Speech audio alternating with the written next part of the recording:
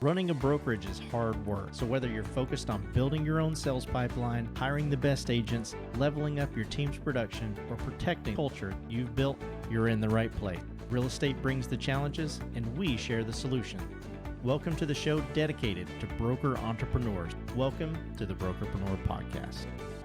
Hey everybody, welcome to another episode of Brokerpreneur Podcast. I'm Dr. Ben Spears, the Doctor of Flow. I'm here as usual with the big guy, and we have a guest, right, Matt? Absolutely, we do. We're super excited to get to him. I am going to say this really quick though, right? Okay. We just heard about the lawsuit. We just spent some time talking about that. We're not going to get into this podcast. We'll dig into it on some other podcasts and everything because there was a settlement that just came up. We'll talk about it at some other point. Here's what I will say, and everybody that I've been talking to, the best way to look at this is, don't start screaming the sky is falling, okay? Because it's not, right? Stay focused on the fundamentals. Be clear on what it is that you do. Make sure that you know how to have those conversations and your agents know how to have those conversations about what they offer, and you're still going to be able to relay the value that's going to create compensation opportunities for you. So let's don't sweat that, but we're not going to get into that right now, right? We're not going to talk about that right now. Instead, what are we going to talk about? Yeah, so we're going to bring you on right now, Michael Petrone, CEO and founder of Real Estate Conversions.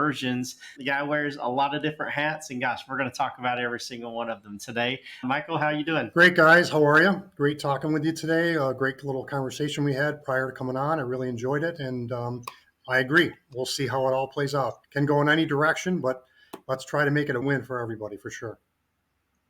Agreed. Yeah, I absolutely love the sound of that. You know what else I love the sound of? Guys, make sure you go down to the links in the description below and register for Brokerpreneur Not So Secret Society. It's a mastermind we have at 12 o'clock Eastern Standard Time every single Friday. It's free to attend. We talk about things like the lawsuit and everything else about growing a brokerage. We'd love to see you there. So, Michael, man, you have so much knowledge when it comes to the real estate industry. I don't necessarily know even which one of those to choose from at the beginning, but I do know that one thing our listeners always love is hearing a little bit about the backstory of how you even got into real estate. It's always a great story. Why don't you share that with us as well? That's an excellent question. I started way back when I was in my late teens. I finished up high school, and some of my friends that I work with, their parents were in real estate and owned brokerage companies, and I was always intrigued by it, on what they did. And I've read books on it, and I was trying to figure out what I wanted to do at that time. And I always enjoyed finance and real estate and housing and things like that, and really read a few books and just got really interested in it. And I decided to start going to school in business and really liked business finance. And that was where I really got started. And I liked construction. I had done a few jobs and doing some drawings and things like that, and watched people with their jobs, and really enjoyed just seeing what they did. And that's how I got started. I originally worked for a banker. I got started after I finished my business degree, and I had some background in construction, and they liked that. So that's how I got started. I really got started at a bank and in a commercial real estate department. They had me doing, my job was a construction loan administrator, and I was in charge of the builders in Buffalo, Rochester, and Syracuse, New York. And just learned a tremendous amount. I would review commercial appraisals. I would do draw inspections for them, and just really enjoyed it. That's how I got started in it. Yeah, I love that. Excuse me. Tell us a little bit, right? Don't tell us everything about all of them yet, but you wear 3 or 4 different hats. Why don't you tell us what those hats are, and then we'll dive into one of them. Awesome. The one that from banking, I just love doing the appraisal area. I just love reading them, and I love being outside. So that's how I got started doing the appraisal side of it. So I transitioned from that probably in the early 90s, and just really enjoyed that. I started working for a company doing that, and that just went alongside with banking directly. So I had been doing that and I still do it today, and I've been doing that for 30 something years, and it's just been a really amazing career. It's been very good to me over the years, but that's one of the hats I do. I wear one of those, and I still do it to this day. I'm certified in New York and in Florida. I'm a certified general. And what that means is I can do commercial appraisals. So there's a residential side that you can just get residential certified. And then there's also a commercial side, commercial appraisals that are much more intricate and income producing type of properties and things like that. So that's how I started doing that. And during that time, you would just transition into becoming a realtor as well. So I got that as well. And I've done a little bit here and there. And then along the way, you just keep adding more things on, really. It's just such a great business. There's so many different directions you can go in. So I did that as well. Then I learned about fix and flips. I learned about buying and income producing real estate, like 1 to 4 families, which I ended up buying. And I ended up transitioning into investments during that time as well. So I owned about 40 units and did several fix and flips when I lived in Rochester, New York, and sold that business off, meaning I sold my assets off during the crash way back then before that, luckily enough.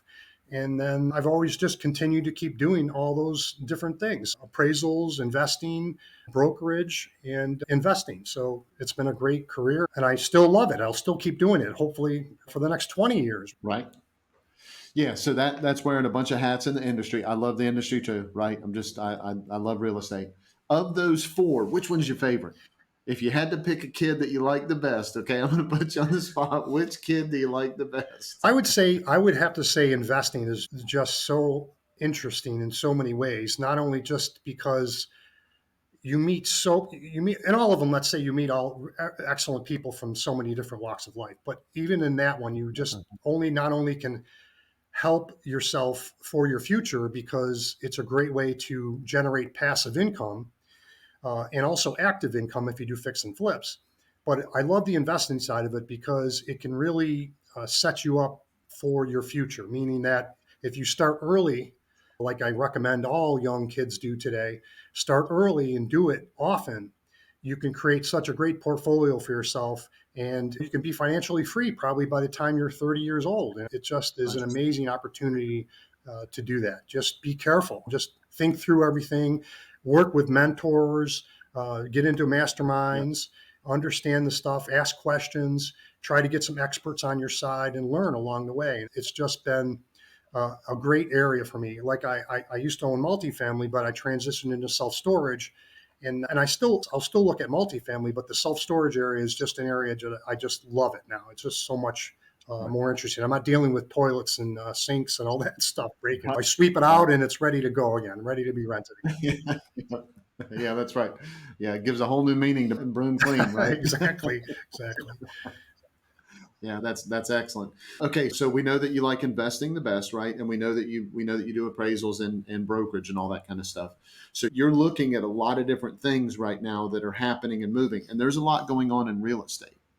So tell us, we've heard a lot about commercial real estate is struggling a little bit, right? Residential's moving, it's not great, but it's moving. Commercial is struggling just a little bit, right? So tell us, if I'm an investor, how do I make sure that I'm looking at the right opportunity? Should I just say, okay, I'm not doing anything in residential right now because it's too expensive? Should I say, okay, commercial is doing bad right now? Or should I realize there's an opportunity in both of those, right? Tell us a little bit about what to look for from that perspective. Excellent question. Excellent question. I would say you just have to be very careful. Today, in this day and age, the deal has to be a home run. It has to be a home run on everything: location, cash flow that it generates. The problem that we're having, it's difficult, is because the borrowing costs are so high right now. So some of the deals, most of the deals, I'd say, just do not work anymore because I think people, sellers especially, are in a different frame of mind. Things are changing drastically and quickly. And I definitely think that's an area that you need to just be careful with. That's what I'm doing right now. I'm keeping my powder dry, as they say.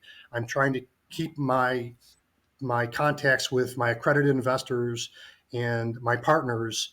We're trying to keep the powder, which is meaning money available for when the deals come along. I'm just sitting on the sidelines typically right now, but I'm only looking at deals that really make sense. We're trying to kill the deals immediately. That's what you should be doing, because whenever you're in real estate, you're always trying to buy the deal now because you want to have an exit. You make money when you buy the deal. That's always the key in real estate. So you always got to think about this exit strategy. How am I going to get out of this deal?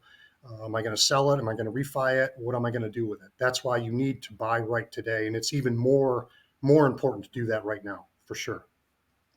Yeah. Yeah, that's killer. Okay, so tell us about a brand new investor that's getting into the market. So you hit on something that I think was just absolutely incredible advice. Go find a mentor, go find mastermind groups, all that kind of stuff. But you and I both know that not everybody in the mastermind groups and not everybody that mentors is somebody that's a great example of somebody to really pay attention to what they're saying. We both know that. Okay. So what are some, if I'm a newer investor, what are some questions that I can ask that can help me make sure that the person that's helping me invest or me is helping me learn the business? How can I vet that person out in a way that I make sure that I'm getting as sound of advice as possible? Excellent question. I would say, first of all, you got to have rapport with that person, right? We all have different personalities. You got to be able to get along with that person, right? You got to understand their background, who they are, where they've been, what deals they've done. Ask them those questions. And if you did have a bad deal, I think this is a great question to ask. What is one of the deals that didn't go right for you, and how did you overcome that? I've had those. Right. I think that's an excellent question. And how did you overcome that? How Absolutely. did you deal with the downside with bad deals? That is just a huge part of our problem. We all can't hit home runs all the time. It's not going to happen. It Right. just doesn't happen. So I think Right. it's about rapport. It's about understanding you're being a banker here in a way. You're investing in them, right? You're investing in them just as they're investing in you. Just like an interview.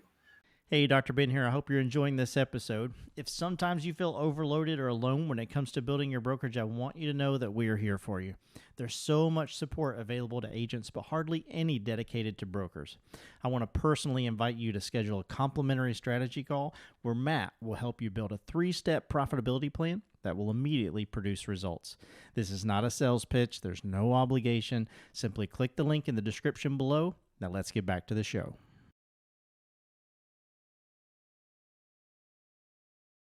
So Right. how can I learn from this? Because basically, when you're coming in and you're coming to somebody like me that has experience, and I learn about this every day. There's stuff that I still don't know. It's such a vast market. I learn every single day. Really, I do. Things that I've never knew that existed, even in real estate. So I think that you just got to have an open mind and just try to be with people that you trust. But you got to build that Right. trust over time, and that just takes time to do that. So just have faith, build the trust, go to mentors, read, understand, get good books. Because yes, I agree. You need to find the right people to invest with. And you'll learn that too. You're not always going to know that right up front anyways. You're going to find Right. out that those partnerships don't work, and that's okay. Right? Everyone fails, but when you fail, you learn. And that's the best thing you can learn. What did I learn from those? I do that. I debrief myself on all those calls that I have with people. I do it with my partners all the time. What did we learn from this? What can we do better? Mhm. Every time I debrief myself, every time I think about something and do deals with conversations with insurance companies, with attorneys, with mortgage brokers, with realtors, I think about what did they do good? What did they do bad? What can we do better next time? So I'm always constant and never ending improvement is what I'm always trying to do. And that's what you need to do too to get Love it. better at this game. Yeah, Love yeah, I love that. So you've mentioned a couple times in the show today about finding a mentor, and I just love that. And so I'm a huge proponent of, man, looking for other people who've already had this success and saying, gosh, can I pick your brain, or even if they're just somebody that's too upper echelon and you need to go buy their book, right? Sometimes a book can be a great mentor. My question to you is, how does someone go about finding that mentor, or what do they look for in a mentor? And Matt, I would love your perspective on this as well. Yeah, that's there's tons of books out there, and there's a lot of stuff on the internet that you can go find and talk with people. Your local, wherever you are in the country or even in the world, there's always local people that you can go to, local groups, local organizations you can go to and start talking to those people. You got to network. That's the only way to do things. You got to get yourself out there. You got to go meet with people like we do on these podcasts and these vlogs and everything. You just got to go start doing your research. It just takes time. Little by little, you start to learn the good and the bad of what goes on in the industry. That's how you do it. You just learn the good and the bad. You're going to spend some money, but when you're just starting out, just do a little bit of, you don't have to spend a lot of money. You can learn a lot from just reading books, going on the internet, and then just do little by little. Maybe you go get your real estate license. Maybe you do that. It's not that it doesn't cost that much to do these kind of things. Maybe you do that. That's a great way to go learn. And it's not that expensive to get started. And that's how you get yourself involved in real estate in some way or another. Or you're in construction or things like this, where you learn these little different trades. And then you can start to talk to Mhm. people like me who I might come out to your site. I might buy this property, or you might be on the site. You might want to talk to me. Or I just network with people wherever I go, and I learn from everybody I talk to. And you just never know what people do. Just even standing in the supermarket line, I always Right. drum up conversations with Right. people. I just try to get a connection with them. So there's ways that you can do different things, and then you just ask. You ask people like me, or you ask people like the two gentlemen on this call. If you ever see them in a conference or something, who do you recommend, or why do you recommend that person, or what have you heard? When you're going to start to see that these typical names start to come up, right? And these typical people that are in this industry, that are good at it, that are reasonably priced, and that you can hit a home run with them. So it just takes time and determination. Yeah, I love that. And you said this a couple of times, and I've got to point this out because this is so spot on. You have to be willing to invest to be an investor, right? And when I say invest, of course, money is absolutely part of it. Resources, time, real effort, attitude. You got to be willing to invest all of those things. If I'm a firm believer that if you start investing those type of things, if you really start putting effort into yourself and growing your knowledge and reading books and networking, like you're saying, opportunities will start being attracted to you. You're going to be in the 100%. right. My library is full of books on real estate that I've read, that I went to, that I reference consistently. I'm constantly reading. I'm constantly learning. Even to this date, I've been doing this since the mid to late 80s. That's a long time. But I still do it today Mhm. because I learn stuff every single day about these different ways to make money in real estate. There's just so many ways. You just got to have faith and just find your niche. You could have many niches. It's okay, but just start with something that just get started. That's all you need to start doing. Start learning and reading and getting on and invest. You're investing in yourself. So the investment is yourself is just your education. That's the first step. And then you go to the next step. What's the next step? Is the next step you keep networking with people, talking to people. You try to figure out a way to get a deal that you might want. Maybe it's a single family house. Maybe it's a tax deed. Maybe you go online and you want to buy a tax deed. You just go and take a tax deed class. There's just so many different ways to make money in this business and you can do very well in it. And you can make a very good living. It just takes time. Just got to be dedicated to continually learning. Yeah, I love that. I have one more. I have one more question for the both of you, and then I want to make sure everybody knows how to connect with you, Michael. So I'm a real estate broker, and I have some agents underneath me. I definitely have some new agents that are coming on board regularly. I get a question that I'm seeing over and over saying, "Gosh, there's so many things that you can do in real estate. How do I choose which direction that I need to go? I'm interested in this. I'm interested in that." And it's great, right? You're living proof that yes, you can wear multiple hats, but there's always that sense of, okay, well, you got to start with one, or you got to pick something, and that will give you that foundation to lean forward. I'm not asking which one to tell everybody to choose, but I am asking, what advice would you give a broker who's having agents come to them with those questions to say, gosh, here's what I think you should do, or an exercise that you could do with them, something like that. That's an excellent question, just a really excellent question. So I would say that you just have to understand that person. Where are they in their time frame and their age, right? There's a time horizon that people have as well. So it depends on how old they are and what they really want to do. What do they like? What do they like to do? Do they do they like to invest? Do they like to invest in things? Do they like to invest in the stock market? These types of things. Do the risk reward type of thing? What kind of risk do you want to do? Do you like working with people directly, like you do in the brokerage side of things, where you're trying to find homes for people, and that this is their forever home, or this is an investment home? That's the thing. If you're a broker, what areas do you focus on? Do you want to focus on are you an older person? So maybe you want to focus on the older people that are looking for homes as well. That's another area that you can get into. Are you younger already and you want to go towards the millennial type of people? So maybe you need to focus on that. There's, like I said, you need to understand what their goals are, and you need to start there for that broker. And the broker is going to know that because they're going to interview them and want to bring them onto their brokerage. So they're going to know what direction they want to go in, but obviously it's ultimately up to the person, right? The salesperson that they want to, where they want to go. There's so many different Yeah, I love areas you that. can go in. What type of house, single family, you can do 1 to 4s. You can focus on commercial, which is 5 and higher. So that's a whole another, that's an investment side of things. Or you can just do straight up single family sales, or you can do that. So it just really depends on the person, right? You just got to understand what you're comfortable, what your level of comfort is. But again, you're not going to grow if you don't push yourself out of that comfort zone. So if you think you want to do Right. investing, why not try it? Just see if you like it. So you got to just dip your foot into some of these things to see what direction you want to go in, because you can always change. It's not that hard. You can change because it's real estate. You can just adapt and go another direction. So it's okay if you don't pick the right one and it doesn't work out for you, but that's how you learn, right? That's what we're here. We're always learning. Yeah. So it's not a failure. It's just something that you realize you didn't like. So I've had that happen Right. before, right? It's okay. Yeah, so absolutely, that's a great way of putting it. Goals and interest, absolutely, that has to be where you start. I'll add to that just a little bit. Know your personality, know thyself, right? So know what you're good at, and that can also help point you in the right direction. So understanding who you are, what you're good at, what you like to do, what your goals, what your interests are. Just look at that as the different ingredients on a cake, for lack of a better way of putting it, right? If you put all of those things in there together, it's going to help you come up with what's going to be a good solution for you. But if you don't like the taste of the cake, it's okay. You can make another cake, Yep. right?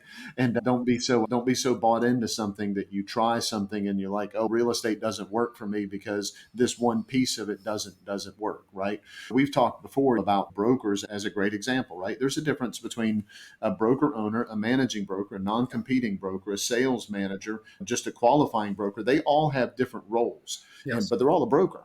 But they all have different roles in what it is that they do. You got to find the one that fits you the way that you want it to the way that you want it to fit you. So that's super good and super good advice, right, Ben?